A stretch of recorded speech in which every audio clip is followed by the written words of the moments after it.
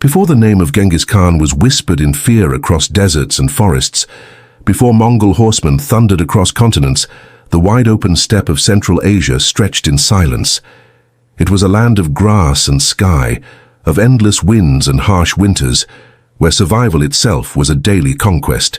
This was the world before the Mongols, a world shaped by nature's unforgiving hand. The steppe was no lush valley or fertile plain. It was a sea of grass that rolled from horizon to horizon, broken only by rivers, rocky hills and scattered trees. Summers were scorching, winters brutal, with snow so deep that herds starved if men did not drive them far enough south. The people who lived here were hardened by necessity. They were herders of horses, sheep and goats, moving with the seasons, living in felt tents known as gyres, surviving not by farming but by following their animals.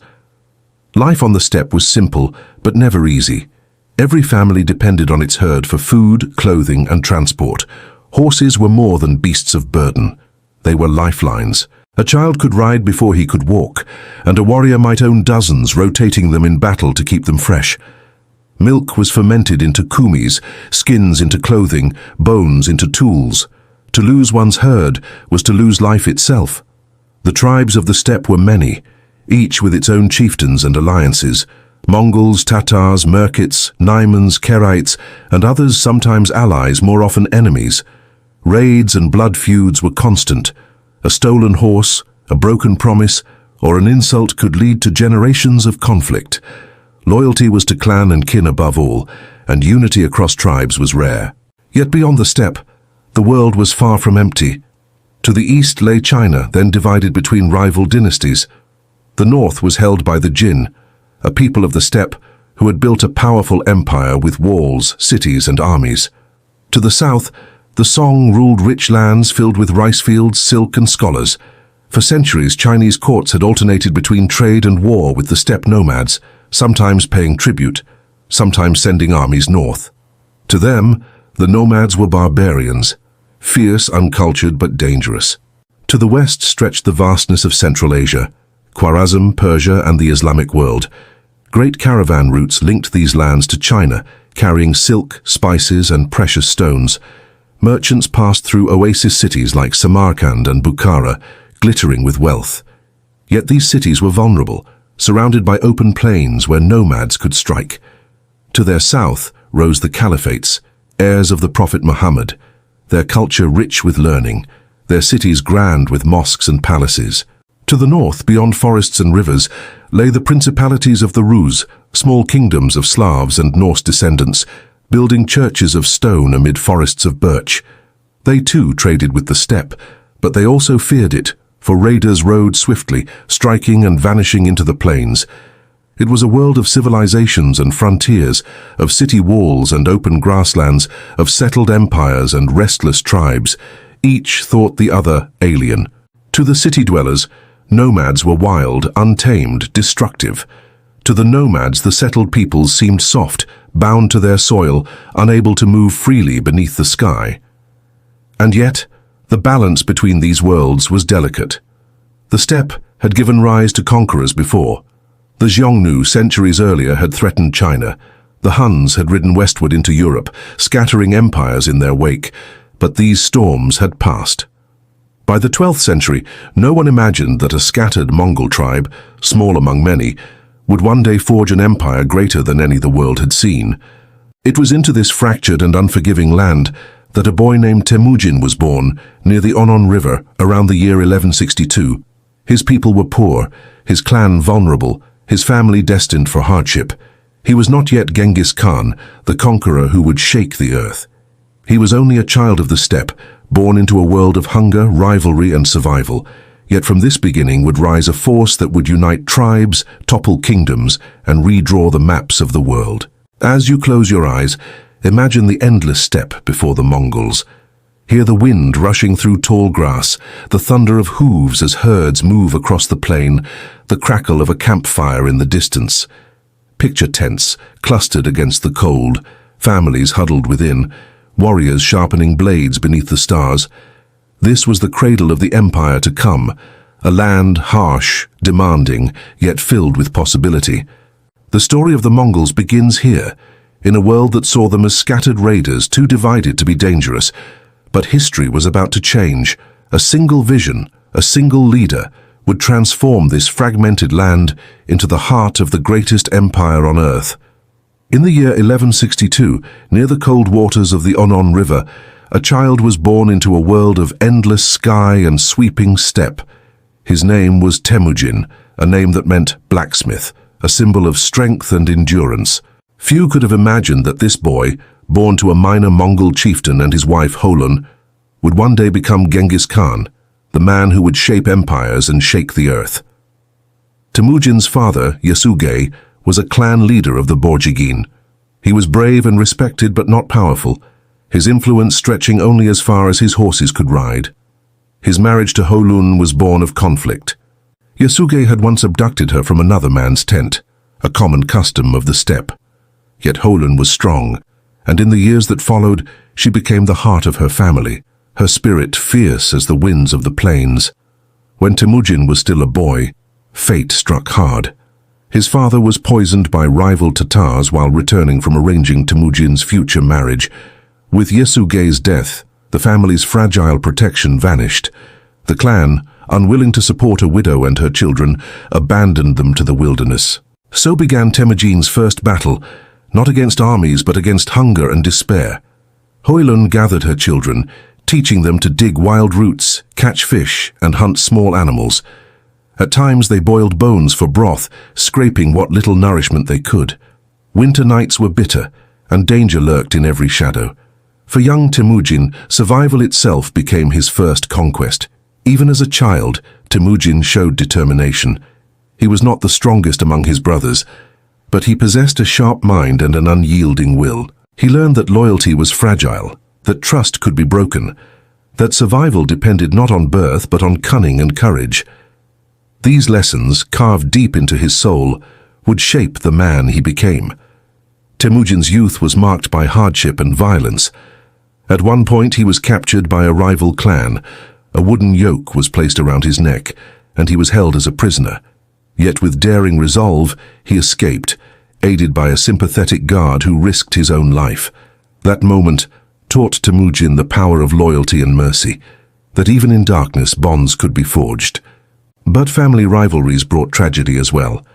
In a quarrel over leadership, Temujin killed his half-brother Bekta, a heavy weight on his conscience. The steppe was a place where power was taken, not given, and Temujin learned that harsh choices were often the price of survival. Despite these struggles, Temujin began to build alliances. He sought out friendships not only among his kin but also beyond, forging bonds through loyalty rather than fear. One of his earliest companions was Jamuka, a boy of noble blood. Together they swore brotherhood, sharing dreams of leadership. Their paths would one day cross in rivalry, but in youth they rode together across the grasslands, imagining a future greater than the divisions of the steppe. Marriage, too, became part of Temujin's rise. As arranged in his father's time, he sought the hand of Berte, a woman from the Ongirat tribe. She became his wife and lifelong partner, her wisdom and strength matching his own ambition. Their union secured not only companionship, but also alliances that strengthened Temujin's fragile position. Still, dangers never ceased. Rivals captured Berta not long after their marriage, and Temujin, desperate to reclaim her, sought aid from allies. With their help, he rescued her, proving that leadership required not only courage, but also the ability to inspire others to follow. Berta bore him children, and though doubts arose about the parentage of her firstborn, Temujin raised the boy as his own, valuing loyalty above suspicion. As you drift into rest, imagine the young Temujin on the steppe, a boy in furs, riding a small horse across vast grasslands, bow slung across his back. Around him the wind whistles through the grass, carrying the cries of eagles overhead. He is not yet a conqueror, not yet the Khan who will shake kingdoms, but within his heart burns a spark, the dream of unity, the dream of ending endless feuds. The world saw only another boy of the steppe, poor and abandoned, but Temujin carried scars that hardened him, lessons that sharpened him, and a will that could not be broken. From hunger, he learned endurance. From betrayal, he learned caution. From loyalty, he learned the power of trust, and from loss, he learned the hunger for strength. The boy who had once been left to starve would rise to command the loyalty of nations. The child who once hid from enemies in the night would one day make emperors tremble. The name Temujin, blacksmith, was fitting, for he was forging himself, hammered in the fires of hardship, into the weapon that history would unleash. The story of the Mongols' rise is the story of this boy becoming a man, of Temujin becoming Genghis Khan. But that, like the empire itself, is still to come. The boy Temujin had survived hunger, betrayal and captivity. He had grown into a man scarred by hardship, yet strengthened by endurance. But on the vast steppes of Mongolia, survival was not enough. To live was to struggle against endless rivalries, raids and shifting loyalties. Every tribe was a kingdom unto itself, bound by kinship and tradition, suspicious of outsiders, and quick to turn to bloodshed. To bring order to such a world seemed impossible. Yet in the heart of Temujin burned a vision, not of scattered clans but of a united Mongol nation. The steppe at this time was a tapestry of tribes, the Tatars, the Merkits, the Naimans, the Karites, and many others. Each had its own leaders, its own blood feuds, and its own ambitions. Alliances were made and broken as easily as arrows snapped across a knee. What one Khan built in a season could be undone in a single raid. For centuries, the Mongols themselves were seen as weak, fragmented, overshadowed by stronger neighbors. It would take more than strength to change this. It would take vision, discipline, and ruthless resolve. Temujin began small. He sought not to claim kingship by birthright, but to build loyalty through merit.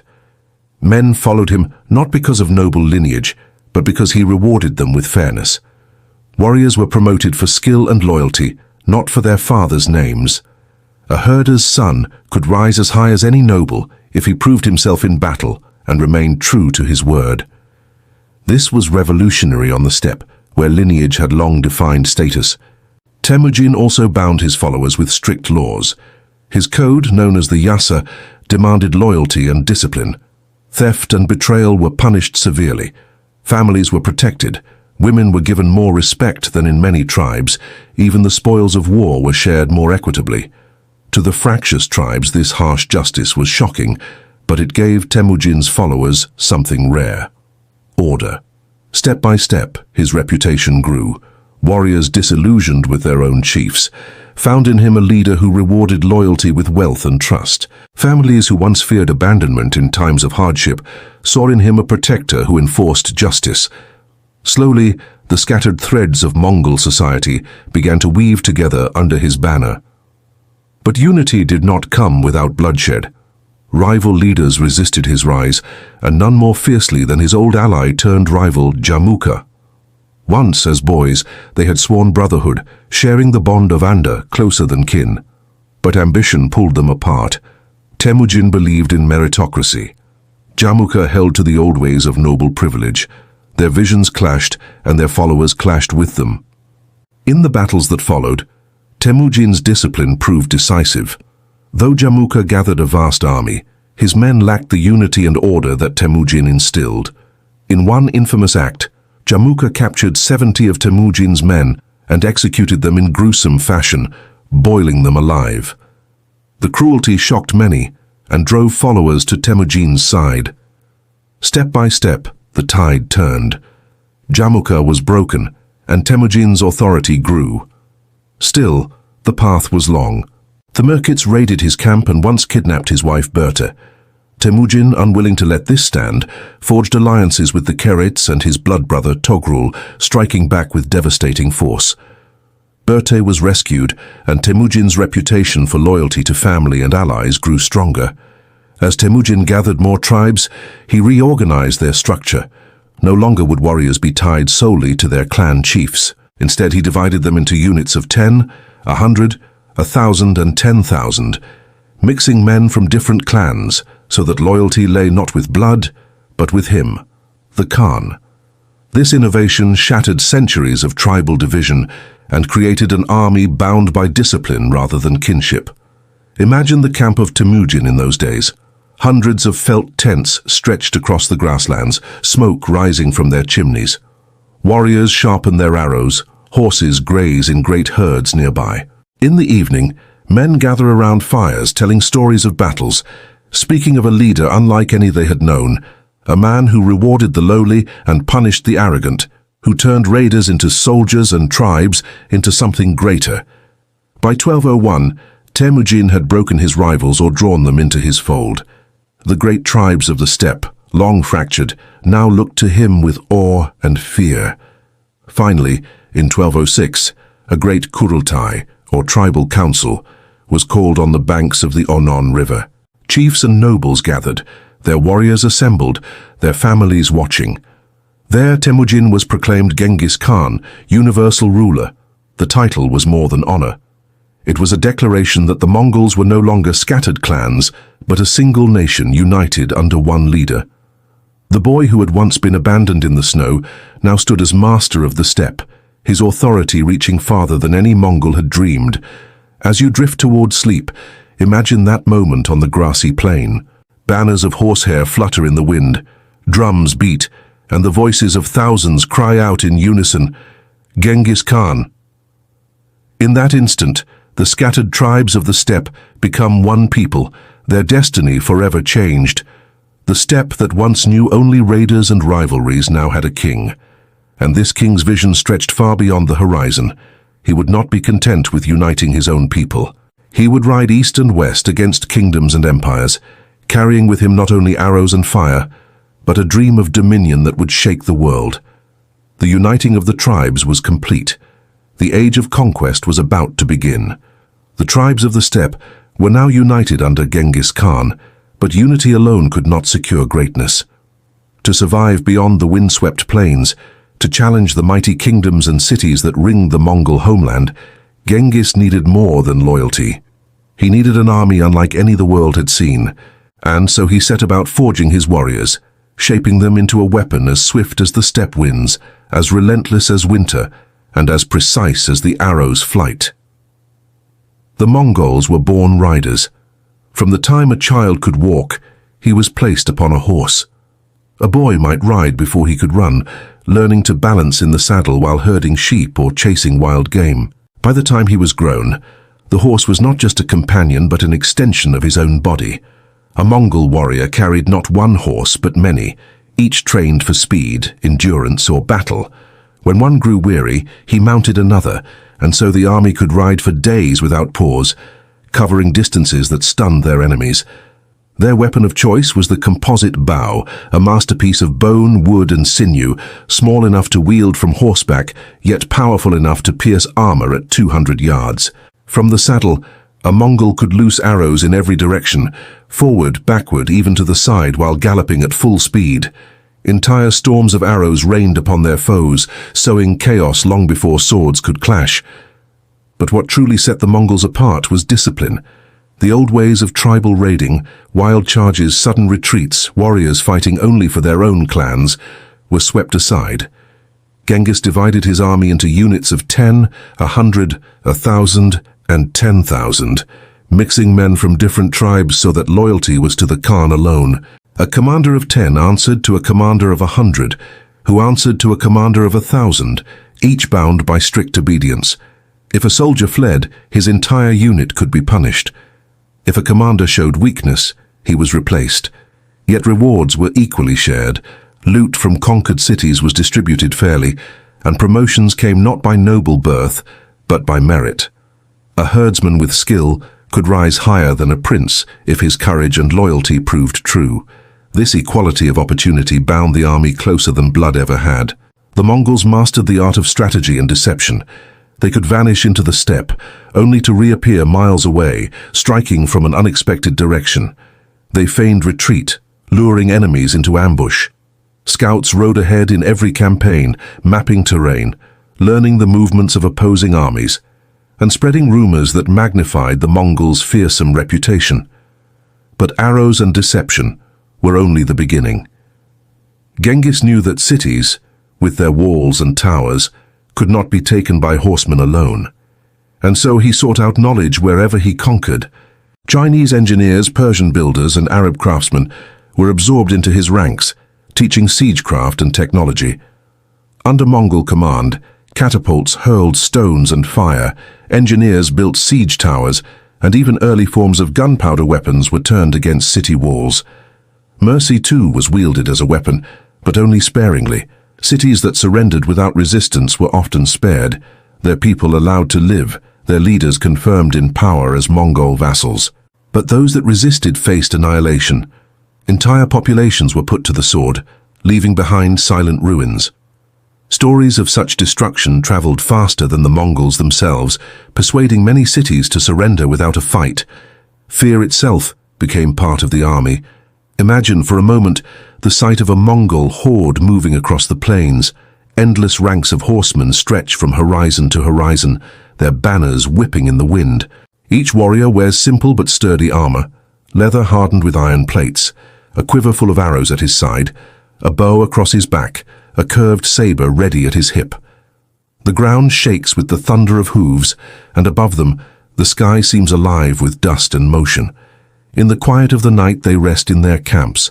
Horses graze nearby while warriors huddle in tents of felt, sharing dried meat and fermented milk. Around the fires, commanders whisper of strategies, while scouts ride back with news of distant cities. At the center of it all stands Genghis Khan, stern, watchful, unyielding, shaping not only the army, but the destiny of the world. As you drift deeper into sleep, picture that discipline, that order forged from chaos. The Mongol army was more than warriors. It was a machine of conquest, efficient and unstoppable, born from the harsh lessons of the steppe and sharpened by the genius of their leader. The tribes had been united, but now they were transformed. No longer scattered raiders, they had become an empire in motion, ready to ride beyond their homeland. East to the wealthy cities of China, west to the rich markets of Central Asia, south to the deserts of Persia, and north to the forests of Russia. There was no boundary they would not cross. From the saddle, with bow in hand and the endless steppe behind them, the Mongols prepared to ride into history. The world beyond the steppe thought itself safe behind its walls, its cities, its kingdoms. But soon the thunder of hooves would shake those walls to their foundations, and the fire of the Mongols would burn across the map of the world. The forging of the Mongol army was complete. The time of conquest had come. The Mongol tribes had been united, the army forged into a weapon of unmatched precision. But a blade, however sharp, serves no purpose until it is drawn. For Genghis Khan, the steppe was only the beginning. Beyond its rolling grasses lay powerful enemies, ancient kingdoms, and rich cities. To prove the strength of his new nation, to secure its survival, he would have to strike outward. And so began the Mongols' first great campaigns, the conquest of the northern steppe and the clash with China's mighty borders. The first wars were against the nomadic tribes closest to home. Though many had sworn loyalty in the Kurultai of 1206, others still resisted, unwilling to bow to the universal ruler. The Tatars, the Merkits, the Naimans, and other proud peoples had long been rivals of Temujin's family. Now under Genghis Khan the time of reckoning came. The campaigns were swift and merciless.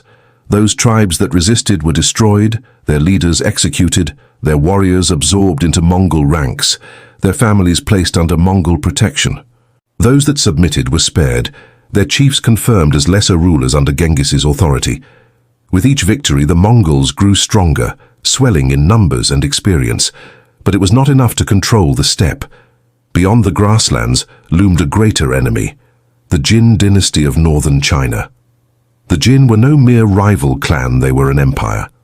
Their lands stretched from the Yellow River to the forests of Manchuria, dotted with fortified cities, defended by walls and armies larger than any the steppe had ever seen. For generations they had dealt with the nomads by force or by tribute, sometimes paying them to keep the peace, sometimes crushing them in battle. To the Jin, the Mongols were barbarians on the edge of their world. To Genghis, they were an obstacle and an opportunity. In 1211, Genghis Khan led his warriors across the Gobi Desert, striking at the Jin. The contrast between the two peoples could not have been greater. The Jin relied on heavy infantry and towering walls, confident that their cities were impregnable. The Mongols, light and mobile, struck like lightning. They did not seek to break walls with brute force alone, but to surround, to cut supply lines, to terrorize the countryside until resistance collapsed. One by one, Jin cities fell.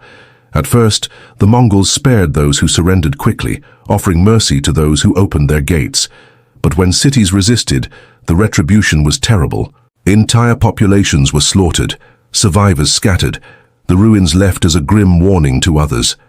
Soon the mere rumor of the Mongols' approach was enough to send towns into panic. The Jin armies, though larger, struggled to match the Mongols' speed. When they gathered their forces, the Mongols melted away, luring them into pursuit before circling back to strike from unexpected directions. At the great battle near the Badger Pass, the Mongols feigned retreat, drawing the Jin forces into a narrow valley. Then, from the ridges and hidden passes, Mongol archers poured down arrows until the enemy broke in chaos. Yet Genghis was not only a master of battle, but also a student of knowledge. He absorbed every skill his enemies possessed. Captured engineers were put to work building siege engines, catapults to hurl stones, towers to scale walls, even primitive bombs of gunpowder to spread terror. The nomads who once had no knowledge of siegecraft now commanded the arts of destruction, blending their own mobility with the technologies of the cities they conquered. The campaign stretched on for years. The Jin capital of Zhongdu, the city we know today as Beijing, stood as the greatest prize. Its walls were massive, its defenders many, its wealth beyond imagining. The Mongols besieged it in 1215. For months the city endured, but hunger and despair gnawed at its people. When the walls finally fell, Zhongdu was put to fire and sword, its treasures taken, its population devastated. The fall of the capital marked not just a victory but a transformation. The Mongols were no longer raiders at the edges of civilization, they were conquerors of kingdoms. Imagine the sight of those campaigns. Across the northern plains, columns of horsemen stretch for miles, banners of horsehair snapping in the wind. Cities smolder on the horizon, their walls breached, their gates broken. Refugees scatter into the countryside, while Mongol scouts ride ahead, seeking the next target. At the heart of it all rides Genghis Khan, stern and unyielding, his eyes fixed not on what has been taken, but on what lies beyond. As you rest, picture the clash of two worlds, the wandering herders of the steppe and the ancient empire of the north, one rooted in cities, walls and wealth, the other in speed, discipline and vision. For centuries, the settled peoples had looked upon the nomads as barbarians to be managed or feared. But now, the barbarians were proving themselves masters of both horse and city, steppe and siege. By the time the dust settled, the Mongols had secured the northern borders of China, plundered its riches, and broken the pride of the Jin dynasty. Yet this was only the beginning. The steppe was secure, China humbled, but to the west lay new horizons, the glittering cities of Central Asia, the bustling trade routes of the Silk Road, and the proud rulers of Khwarezm. The forging of the Mongol army had found its first test, and it had triumphed. The bow had been drawn, the arrow loosed, and the world beyond the steppe was only beginning to understand what storm had been unleashed.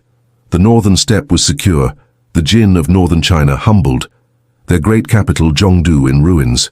But for Genghis Khan, conquest was not an end, it was a path that stretched endlessly forward. His eyes now turned westward, to the glittering cities of Central Asia and the mighty Khwarezmian Empire.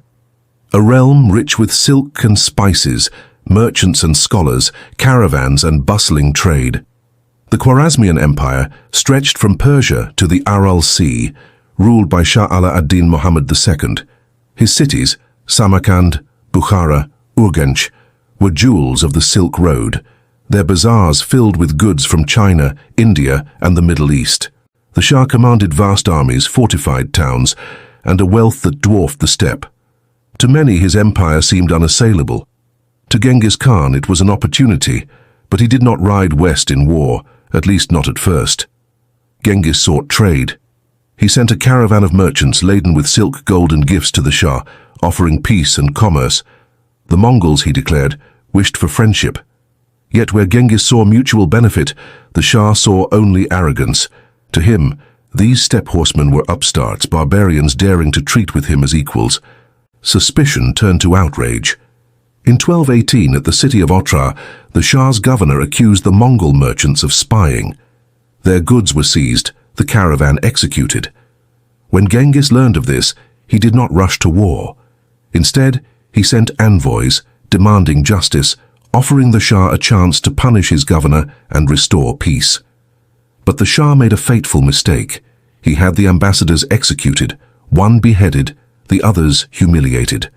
For Genghis Khan there was no greater insult. The steppe valued loyalty above all, and to kill envoys, men under sacred protection, was to spit on honor itself.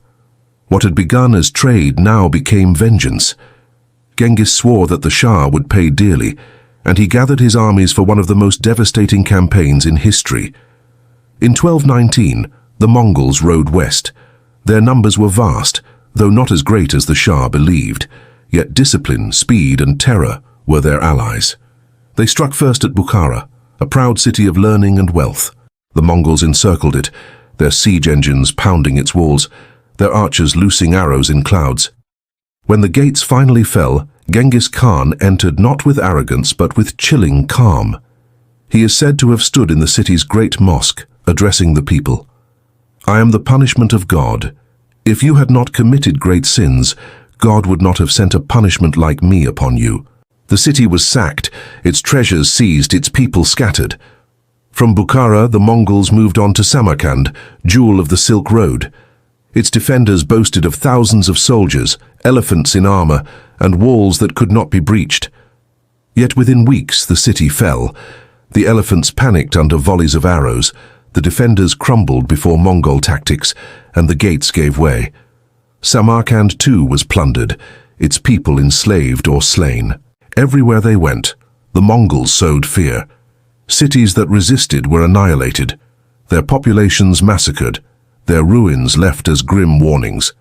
But those that surrendered quickly were often spared, their leaders confirmed as governors under Mongol rule. Fear itself became a weapon sharper than any blade. The Shah, terrified, fled westward, abandoning his cities, his people, and his throne. The once proud ruler who had scorned the Mongols became a fugitive, hunted across deserts and mountains. He died in obscurity, alone on a barren island in the Caspian Sea, abandoned even by his followers. His empire, once mighty, was shattered in a storm of fire and blood. But Genghis was not yet finished. His generals ranged far and wide, pursuing the remnants of Khwarezmian power. One army rode into Persia, another into Afghanistan, another as far as the Caucasus. They left devastation in their wake, toppling fortresses, burning cities, slaughtering those who resisted. Even Baghdad trembled, though it would survive for a time. The Mongols also unleashed campaigns of terror, meant to ensure no one doubted their power. At Urgench, one of the richest cities of Central Asia, the resistance was fierce. When it finally fell, the destruction was so complete that chronicles claim hundreds of thousands were killed. The exact numbers may never be known, but the message was clear. Defy the Mongols, and no stone would remain upon another. Imagine, as you drift into rest, the silence of those ruined cities. Streets once filled with merchants and scholars now lie empty, smoke curling into the sky. The great caravan routes, once alive with trade, are littered with ash. Across the steppe and desert, whispers spread faster than riders. The Mongols are coming. Some call them a plague, others the hand of God, others still a force of destiny. Yet amid the destruction, the Mongols also brought change. The Silk Road, once divided among rival kingdoms, now lay under one rule. Trade would soon flourish again, protected by Mongol patrols. Scholars, artisans, and engineers captured in conquest were carried east, their knowledge enriching the empire. Even in devastation, the seeds of new connections were sown. The Khwarezmian campaign revealed the full power of the Mongol war machine. No empire seemed too great, no city too strong, no ruler too safe. From the banks of the Yellow River to the deserts of Persia, the name of Genghis Khan was now spoken with awe and terror. As you fall deeper into sleep, imagine that unrelenting tide of horsemen sweeping across the land, banners snapping in the wind, hooves pounding like thunder. The Shah, who once mocked them, lay dead and forgotten, his empire reduced to rubble. The steppe horsemen, once dismissed as barbarians, now stood as masters of Central Asia. And beyond, new horizons beckoned. To the north, the forests of the Rus; to the west, the heartlands of Europe. The Khwarezmian disaster was not the end of conquest. It was the beginning of the Mongols' march into the very soul of the Old World. The Khwarezmian Empire lay in ruins, its cities smouldering, its Shah dead in exile. Genghis Khan's vengeance had swept across Central Asia like fire across dry grass. Yet the Mongol riders did not stop to rest upon their victories. Their eyes turned north and west, toward lands of deep forests, frozen rivers, and far-off kingdoms that had scarcely heard their name. Soon those kingdoms would know the thunder of hooves and the terror of the Mongol banner. The first to feel the storm were the Rus' principalities, a patchwork of cities and princes scattered across the forests and plains of modern Russia and Ukraine. Kiev, Novgorod, Vladimir, and dozens of others, each ruled by rival princes, often at war with one another, rarely united. To the Mongols, their disunity was familiar, a mirror of the steppe before Genghis. To the Rus, the Mongols would arrive like a force of nature, swift and merciless. In 1223, Mongol generals Subotai and Jabi, two of Genghis Khan's most trusted commanders, led a reconnaissance force westward. Their mission was not conquest but exploration, to test the strength of the western lands, to strike fear, and to learn the terrain. Yet even this scouting mission would leave devastation in its wake. The Mongols rode through the Caucasus, defeating tribes and kingdoms in their path.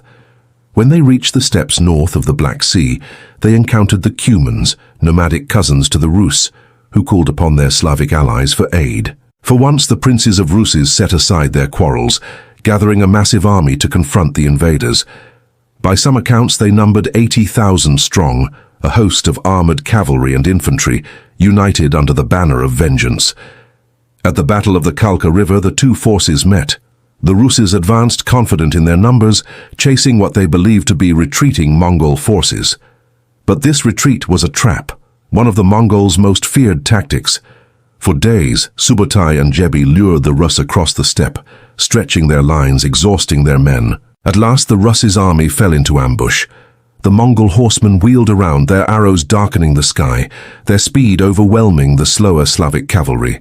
The allied host was broken, slaughtered in the fields.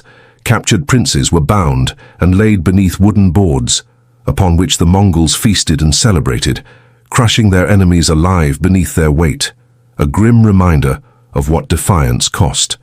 Few survivors returned to tell the tale. The Rus' principalities were left stunned. Never before had they faced such an enemy, swift, elusive, relentless. But the Mongols did not linger. Having made their point, Subotai and Jabi turned back east, their mission complete. They had tested the strength of the West, and they carried with them maps, intelligence, and tales of enemies ripe for conquest. In Europe, rumors spread like wildfire.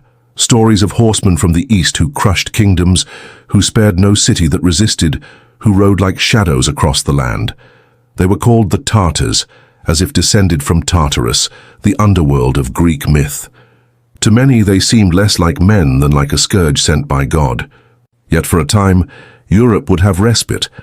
The Mongols' attention turned back eastward to consolidate their new empire, to finish the war against the Jin in China, and to prepare for even greater campaigns. But the memory of the Kalka River lingered like a dark cloud over the forests of Rus and the courts of Europe. Years later, after Genghis Khan's death, the Mongols would return in force. Subotai, still the master strategist, would lead vast armies into Poland and Hungary, crushing knights and castles alike. The Golden Horde would rise on the Russian steppe, demanding tribute from princes for centuries to come. But in these first encounters, Europe glimpsed the storm that was coming, and fear settled into its bones. Imagine, as you drift towards sleep, the forests of the Rus in early spring, rivers swollen with ice melt, fields greening after winter's cold. Across this landscape rides a force unlike any seen before, warriors clad in leather and iron, banners whipping in the wind, arrows hissing like rain. Villages burn, Bells toll in alarm, and princes gather their men only to be scattered like leaves before the gale. For the people of these lands, it must have seemed as if the very world was shifting, as if a new age of fire and horsemen had arrived. And in truth it had. The Mongols were no longer confined to the horizons of Asia. Their hooves had touched the soil of Europe, and their shadow would linger for generations. Yet even as their generals rode west, Genghis Khan himself faced the twilight of his life. He had carved an empire from the steppe, humbled kingdoms, and struck terror into the hearts of distant lands. But every storm has its end, and soon the great Khan would take his final ride. The world he left behind, however, would not rest. His heirs would carry the banner farther still, into lands he had never seen.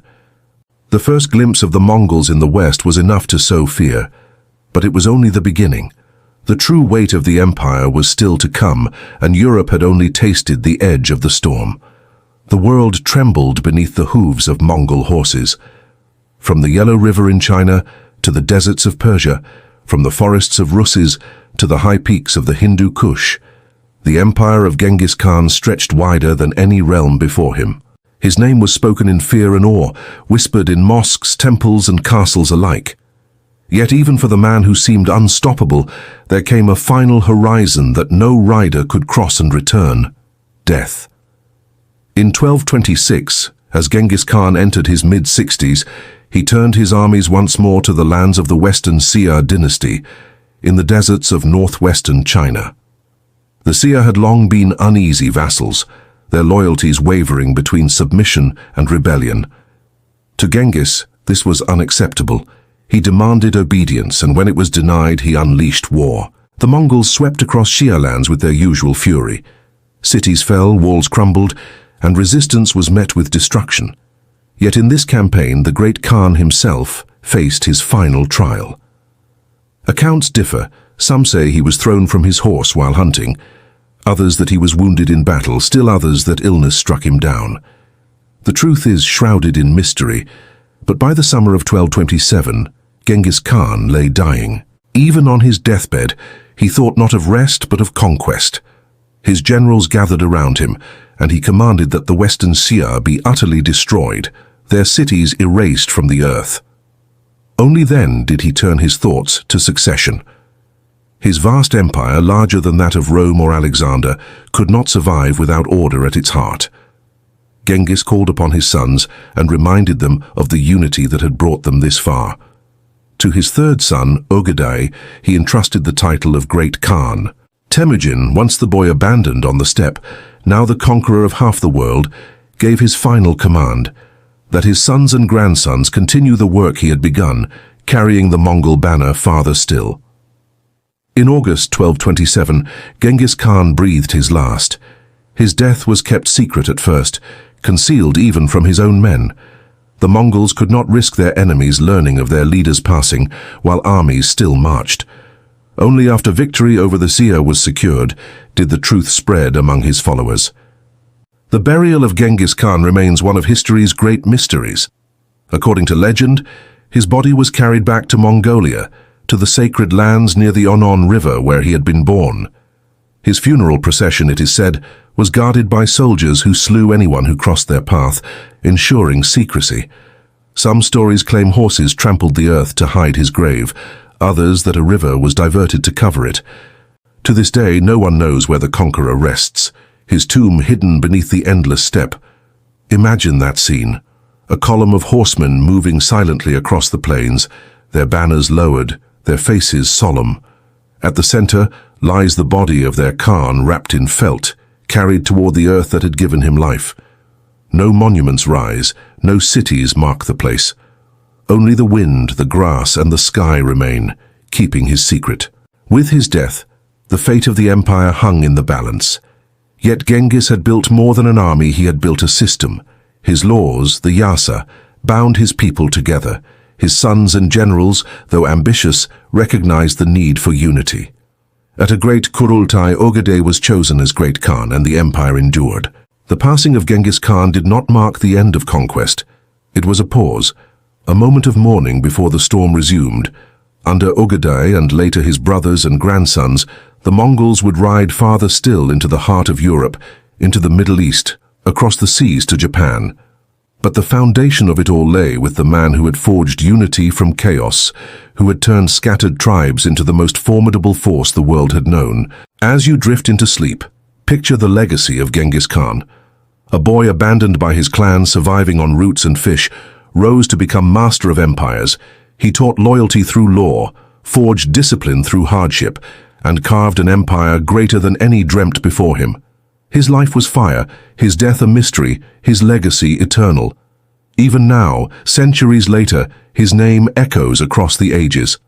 Some remember him as a destroyer, a scourge who burned cities and slaughtered millions. Others recall him as a unifier, a lawgiver, a leader who opened the Silk Road and connected the world. Both are true, for Genghis Khan was larger than life, a man of contradictions, his shadow stretching from the Pacific to the Mediterranean. The steppe that once seemed empty now held the memory of a man who had reshaped the world. The empire he left behind was not yet at its peak. That story still awaited his heirs. But the flame that had been Temujin, son of Yesuge and Hoylun, now returned to the sky, leaving his people to carry the torch. As the stars shine over the grasslands, imagine them as the same stars that shone over his final ride, as the winds whispered across his hidden grave. The great Khan was gone, but his empire thundered onward. The death of Genghis Khan might have seemed the end of an era, but in truth it was only the beginning of a storm that would spread even farther. For the great Khan had left behind not only an empire, but a system, laws, generals, and sons trained in his vision of conquest. In 1229, at a grand Kurultai, his son Ogedei was chosen to succeed him as great Khan, and under Ogedei's rule, the Mongol Empire would expand beyond even his father's dreams.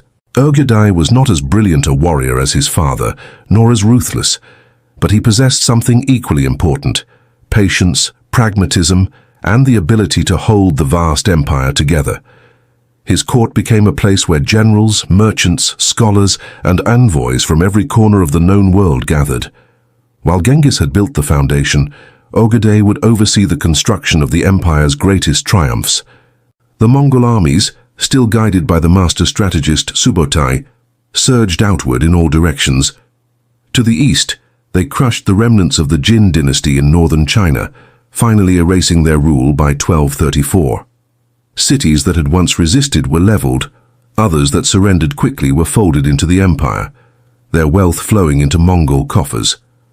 The Song dynasty in the south still stood strong, but for now it was spared. Its turn would come later. To the west, the campaigns were even more dramatic. Subotai and Batu Khan, grandson of Genghis, led armies across the steppes toward Europe. In 1237, they descended upon the Rus' principalities once more, this time not as raiders, but as conquerors. City after city fell.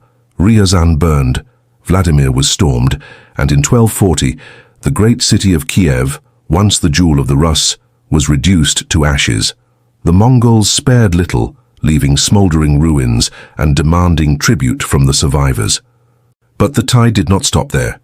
The Mongol horde swept into Poland and Hungary, their banners fluttering over fields where European knights had once stood proud. At the Battle of Legnica in 1241, Polish forces, bolstered by knights of the Teutonic and Templar orders, stood against them. The clash was fierce, but Mongol discipline and strategy prevailed. Knights in heavy armor, once considered nearly invincible, were cut down by waves of arrows and feigned retreats.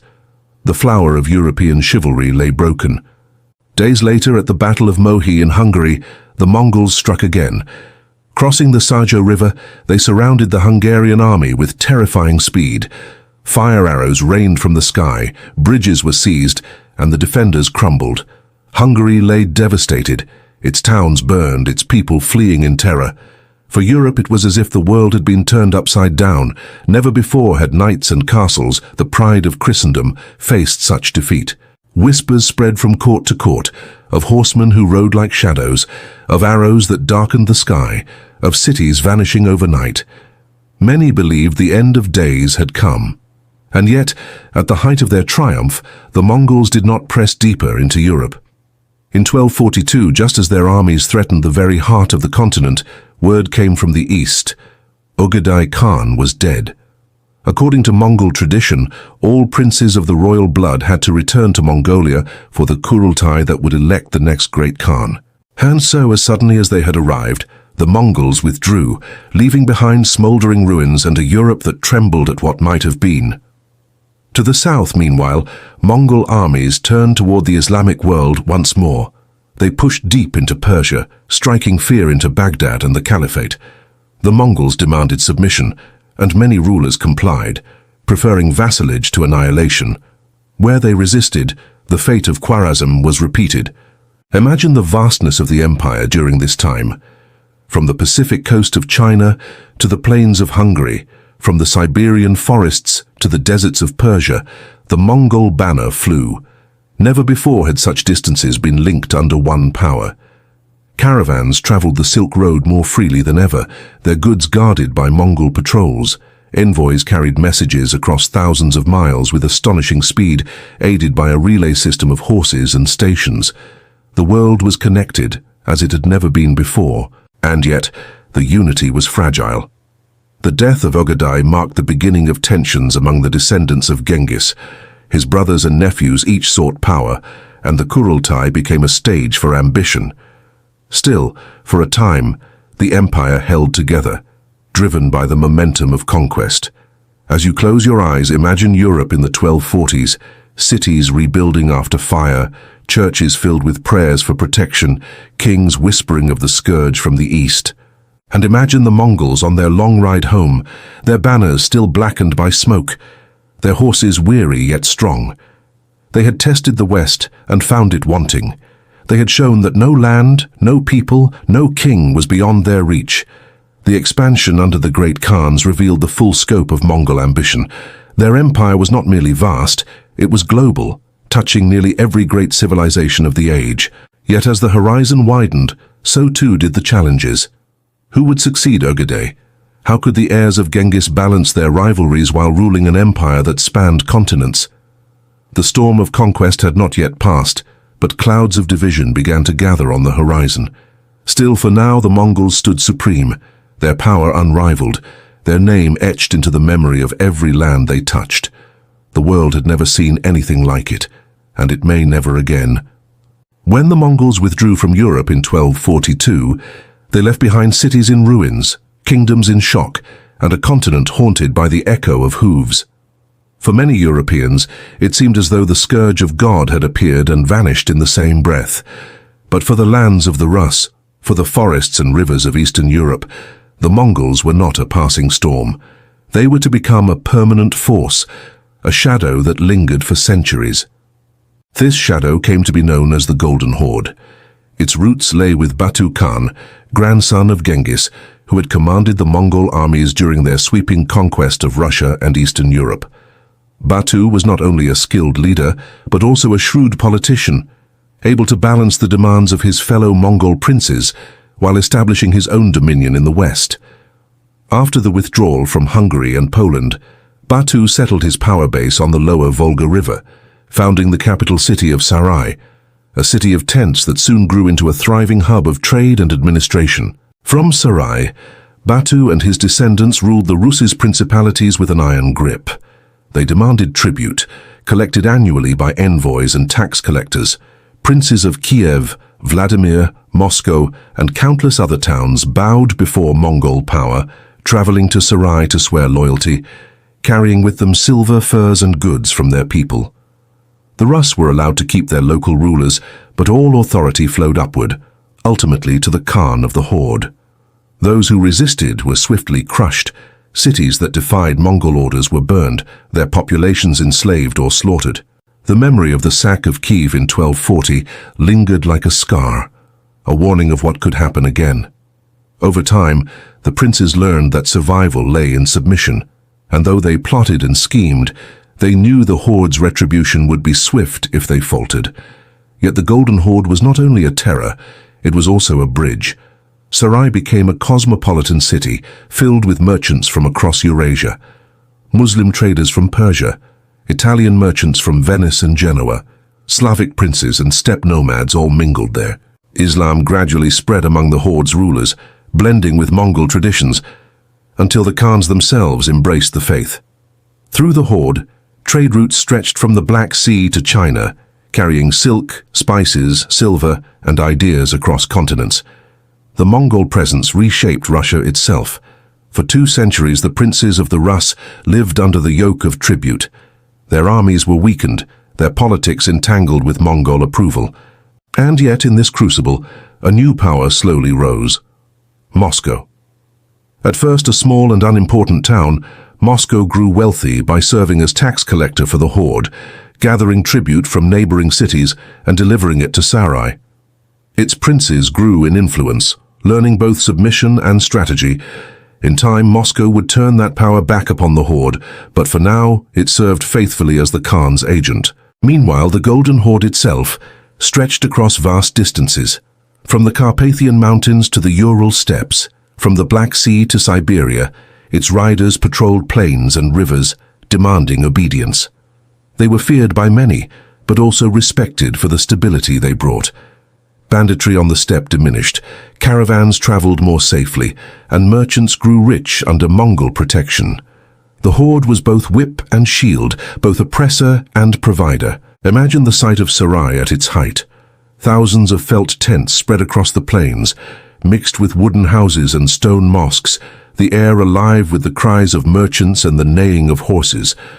Banners flutter in the wind, stamped with the seal of the Khan. At the city's center, Batu Khan sits in his pavilion, receiving envoys from distant lands. Princes kneel before him, placing their foreheads to the ground, their voices low as they pledge loyalty.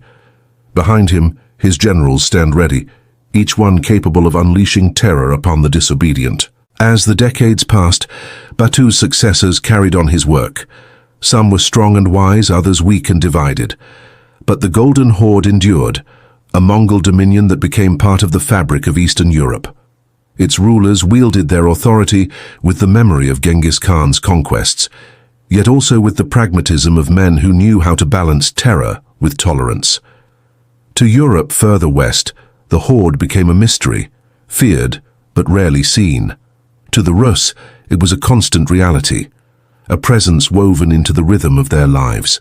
And to the steppe, it was yet another branch of the vast Mongol tree, rooted in conquest but flowering into something new.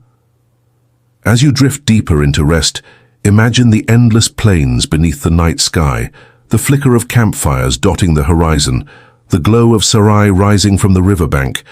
Hear the murmur of merchants counting their coins, the prayers of mullahs in new mosques, the clang of hooves as riders return from collecting tribute.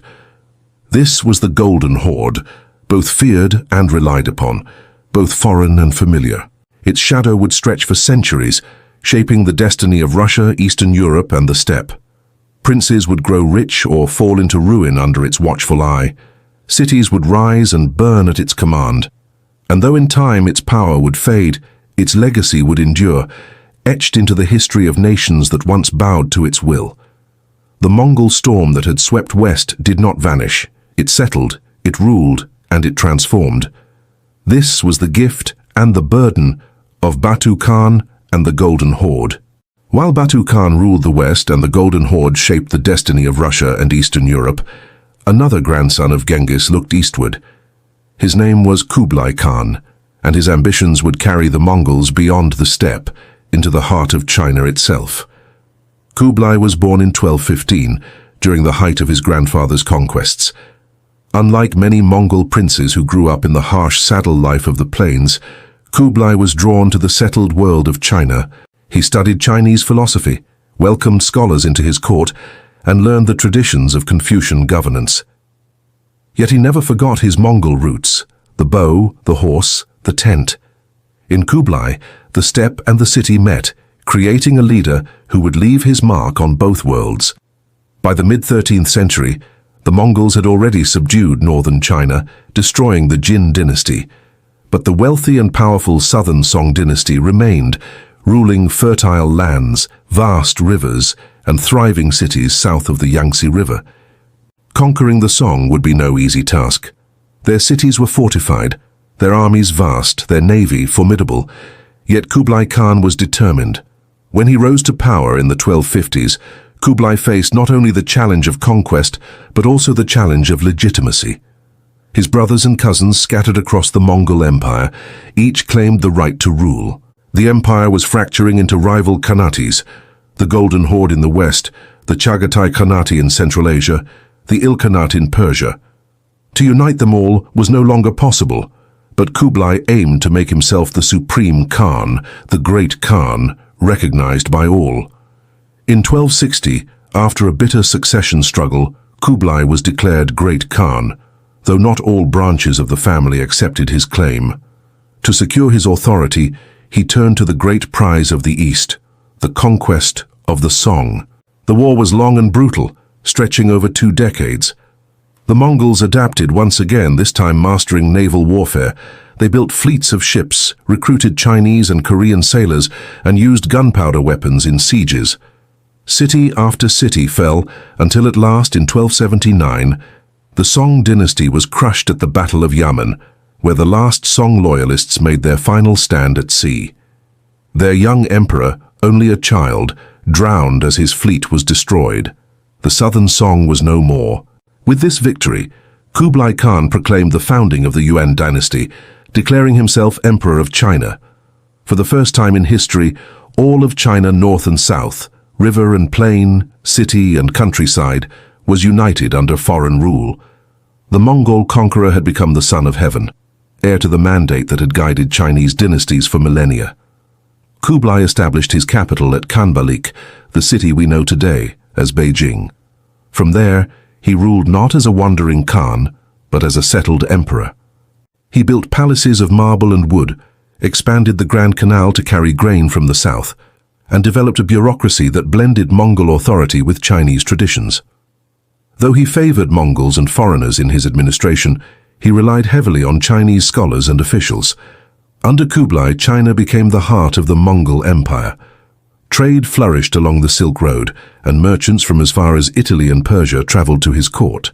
One such visitor was Marco Polo, the Venetian explorer, who later described the grandeur of Kublai's empire, the wealth of his cities, the magnificence of his court, the vastness of his dominion.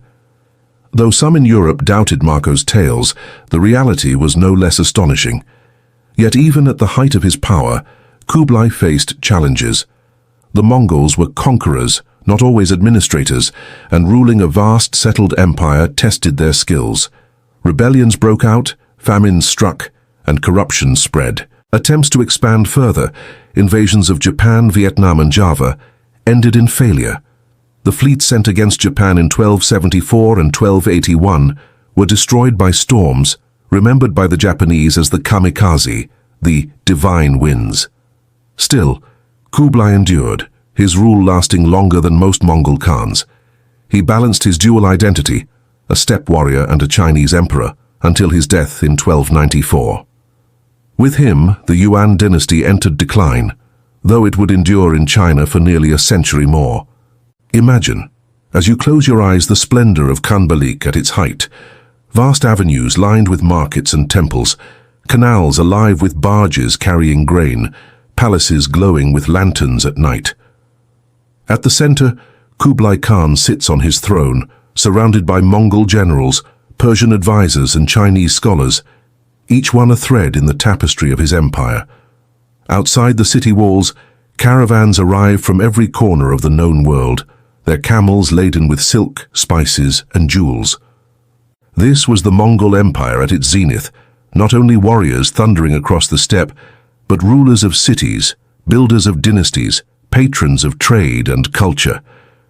The vision of Genghis Khan had grown into something larger than conquest. It had become a world civilization, and yet unity was fragile. The empire, stretched across continents, was no longer one. The Golden Horde ruled the West, the Ilkhanate in Persia, the Chagatai Khanate in Central Asia, and the Yuan in China. Each called itself Mongol, each claimed descent from Genghis, but their loyalties were divided. The storm that had once ridden in a single direction now scattered into many winds.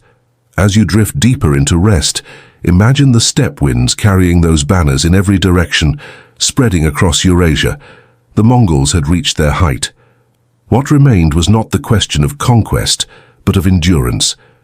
Could an empire built on horseback survive the weight of centuries? For now under Kublai the answer seemed yes. The Khan had become an emperor, the steppe had become a dynasty, and the Mongols had written their names not only in fire, but in stone. The thunder of hooves had shaken empires, the fire of conquest had razed cities, and the vision of Genghis Khan had carried his descendants from the Pacific Ocean to the heart of Europe. Yet conquest was only one part of the Mongol legacy. Once the great storms of battle subsided, something remarkable emerged from the silence that followed. It was an age not of chaos but of connection. Historians call it the Pax Mongolica, the Mongol Peace, a century when the world seemed bound together by the reins of their horses. For centuries before the Mongols, the Silk Road had been a tenuous chain of trade routes, linking China with Persia, the Middle East and Europe. Merchants carried silk, spices and precious stones across deserts and mountains, but the journey was dangerous. Bandits roamed the wilderness, kingdoms fought over borders, and caravans risked ruin at every step. Only the bravest or most desperate dared to attempt the full length of the journey. The Mongols changed this. Under their rule, the Silk Road was united beneath one authority. From the walls of Beijing to the markets of Tabriz, from the Black Sea to Samarkand, a single empire controlled the roads. Patrols of Mongol horsemen kept watch, and stations known as Yam were established across the land, where fresh horses and supplies awaited travelers. Messages and goods could move with astonishing speed, sometimes covering hundreds of miles in a single day. Merchants flourished. Venetian traders, Persian jewelers, Arab scholars, Chinese artisans all crossed the empire, carrying not only goods, but ideas. Gunpowder, paper and printing moved westward, while glassmaking, medicine and astronomy traveled east. The Mongol Empire became a great exchange where cultures met and mingled. One of the most famous travelers of this age was Marco Polo, who journeyed from Venice to the court of Kublai Khan. He marveled at the wealth of China, the grandeur of Khanbalik, and the sophistication of Mongol rule. His tales, brought back to Europe, opened Western eyes to lands they had scarcely imagined. Some doubted his stories, calling them fantasies, but the truth of the Pax Mongolica was no less astonishing. Yet the Mongol peace was not only about trade, it was also about movement, of people, knowledge and even faith. Missionaries traveled the roads, spreading Christianity, Buddhism and Islam across the empire. Diplomats carried letters between kings and khans, forging alliances and exchanging gifts. Doctors shared remedies, astronomers shared charts, engineers shared inventions. For a brief moment in history, the world felt smaller, its corners connected by Mongol rule. But the Pax Mongolica had its darker sides as well. Along with goods and knowledge, disease also traveled the open roads. In the mid-14th century, caravans and ships carried the Black Death from Central Asia into Europe and the Middle East, unleashing a plague that killed millions. The very networks that had made the Mongol world thrive also carried devastation across continents. Still, for nearly a century, the Pax Mongolica brought stability to lands long divided by war. Farmers in China grew crops that were sold in Persia. Craftsmen in Samarkand created goods that found their way to Europe. Kings in France and popes in Rome received letters from Mongol Khans, sometimes proposing alliances, sometimes demanding submission. The world was in conversation, and the Mongols had made it possible. Imagine as you drift into sleep a caravan crossing the desert under the stars. Camels sway beneath their burdens, carrying silk, jade and porcelain. Beside them walk merchants speaking many tongues, Persian, Arabic, Chinese, Latin. At night they gather around campfires, sharing stories and songs, while Mongol patrols ride the horizon, their presence both feared and reassuring. Beyond the dunes lies another city, another market, another link in the chain that binds east to west. In the bustling city of Samarkand, the jewel of Central Asia, markets overflow with goods from across the known world.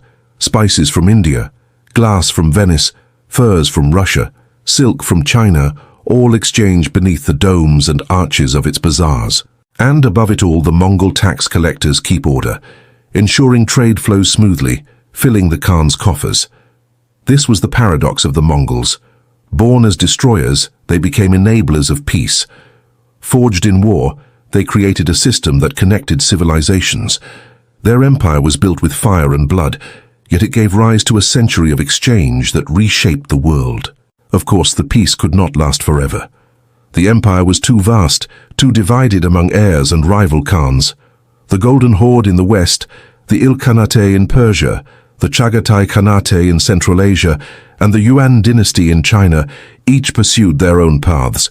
Unity fractured, and with it the stability of the roads began to fade.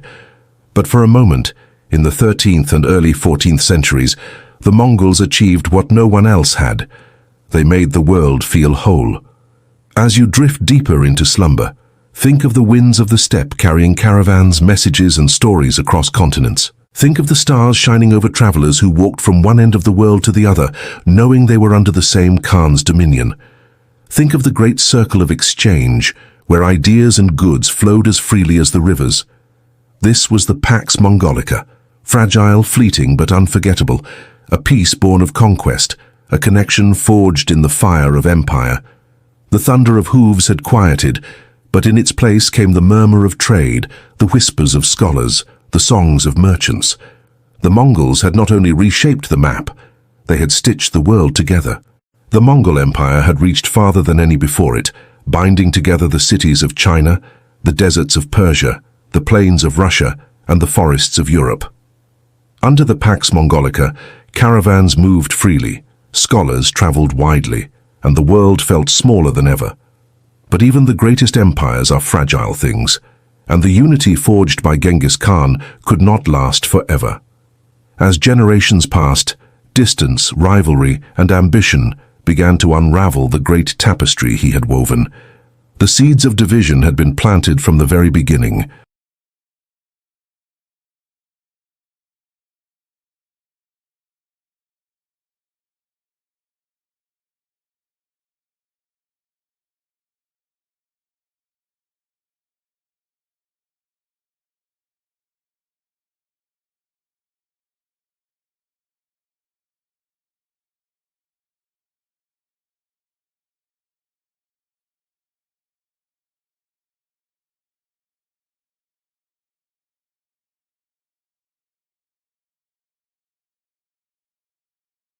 In Central Asia lay the Chagatai Khanate, named after Genghis's second son.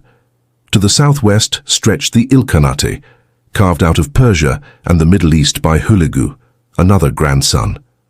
And in the west, Batu Khan and his heirs commanded the Golden Horde, dominating Russia and the steppes of Eastern Europe. At first, these Khanates still recognized the authority of the great Khan in theory, but in practice they acted independently. Rivalries deepened and loyalty frayed. The dream of one empire under one ruler faded into the reality of many empires, each with its own destiny.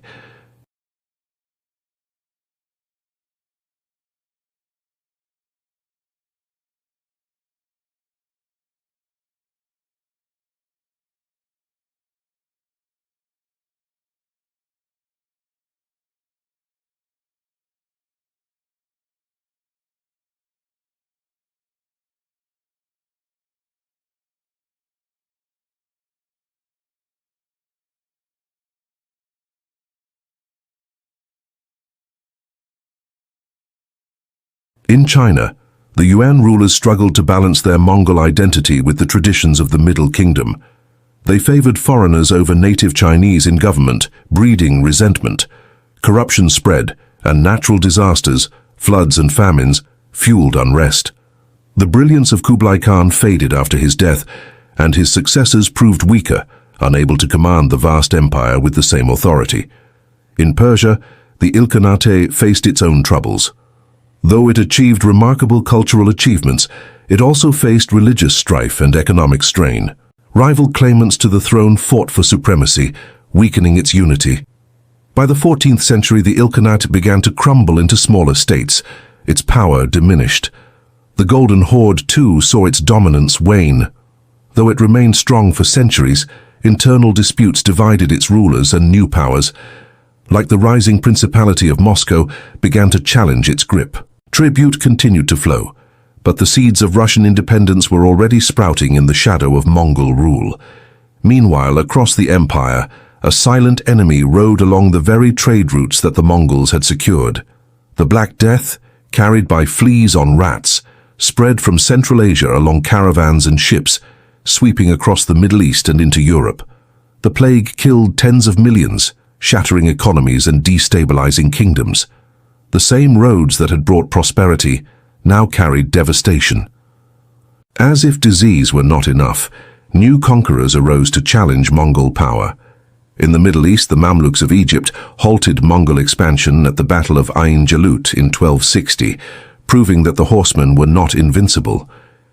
In China, rebellions simmered, waiting for their moment to erupt.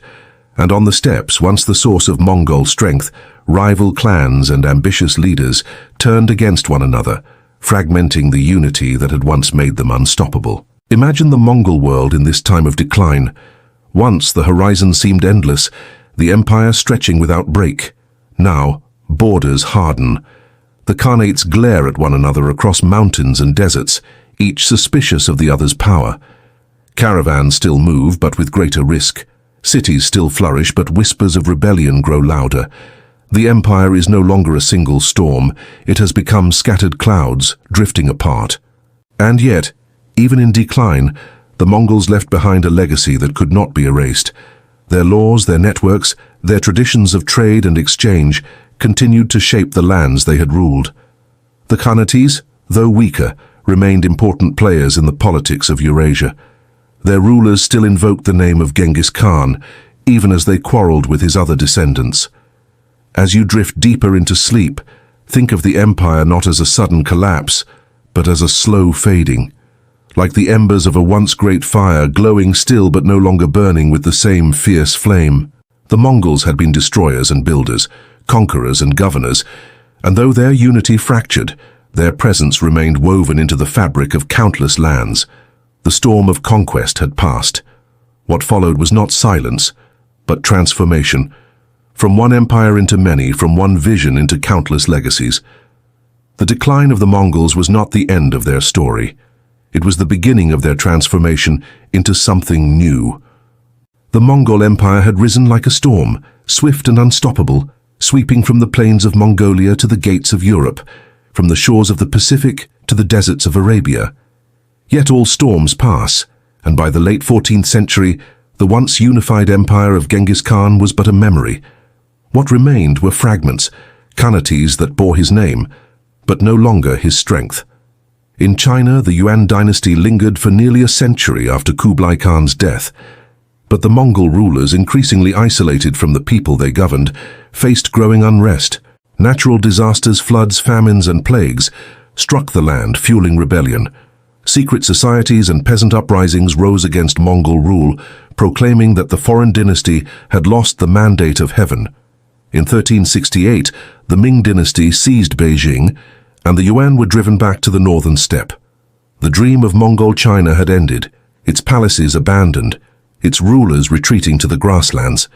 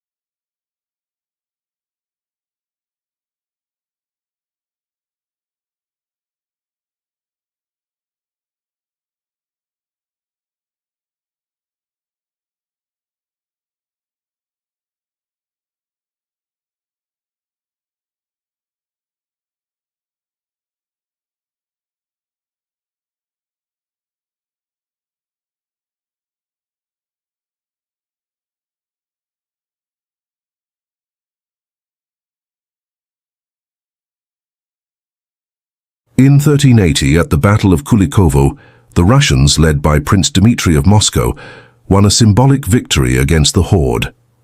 Though Mongol power lingered for another century, the tide had turned. By the late 15th century, Moscow cast off the yoke of tribute, and the Golden Horde fractured into smaller khanates that would themselves fall to new conquerors. Thus, piece by piece, the empire of Genghis Khan dissolved. No single battle marked its end, no dramatic collapse like that of Rome. Instead, it faded over generations, eroded by distance, rebellion, and the rise of new powers. By the dawn of the 16th century, the great Mongol Empire was gone, and yet, in truth, it had never entirely vanished. For though the Khanate fell, the Mongols' legacy lived on in ways both visible and unseen. The Mongols had reshaped warfare, teaching the world the power of mobility, discipline, and psychological terror. Their armies inspired generations of generals, from Timur to Napoleon, who studied their tactics of speed and deception. The thunder of their cavalry echoed through history. They had reshaped trade, making the Silk Road safer and more connected than it had ever been. Even after their empire dissolved, the routes they had protected remained arteries of commerce, carrying goods and ideas between East and West. Without the Mongols, Marco Polo's tales might never have reached Venice, and Europe might never have glimpsed the wonders of China before the age of exploration. They had reshaped culture, creating bridges between civilizations. Chinese inventions like paper and gunpowder reached the Middle East and Europe more swiftly under Mongol rule. Persian art and science influenced the Yuan court in Beijing. Islamic architecture and learning spread across Central Asia. The Mongol Empire, for all its brutality, created a world where ideas flowed with unprecedented freedom. Even in the lands they ruled most harshly, the Mongols left deep marks. In Russia, centuries of Mongol domination influenced administration, taxation, and even military organization. In China, the Yuan dynasty expanded the Grand Canal and introduced new systems of governance. In Persia, Mongol rulers patronized scholars and builders, leaving behind mosques and monuments that endure to this day. And above all, the Mongols left behind a paradox, a dual legacy of destruction and creation. To some, they were remembered as demons on horseback, destroyers of cities, slaughterers of innocents. To others, they were remembered as unifiers, lawgivers and patrons of trade and culture. Both were true. The Mongols were as vast and complex as the empire they forged. Imagine, as you close your eyes, the steppe at night. The stars stretch across the sky, the same stars that shone over Temujin's birth, over his battles, over his empire's rise and fall. The grass ripples in the wind as it did centuries ago, when horsemen gathered around campfires, sharpening arrows and whispering of conquest. The empire is gone, the banners lowered, the fires burned out. But the memory remains, like embers glowing faintly beneath the ashes. The Mongols had risen from poverty and obscurity, from scattered tribes scraping survival on the steppe to rulers of the largest contiguous empire in history. They had reshaped the map of the world, and though their dominion faded, their influence endured. The fall of the Mongols was not an end, but a transformation. Their power dissolved, but their ideas lingered. Their conquests ceased, but their legacy continued. The storm had passed, but its rain nourished new worlds. As you drift into sleep, remember that history is not only the story of rise and fall, but of what remains after. And in the story of the Mongols, what remains is vast. A memory of a people who once seemed unstoppable, who rode farther than any before them, and whose shadow still stretches across the pages of history. The Mongol Empire had fallen, but its legacy lives on.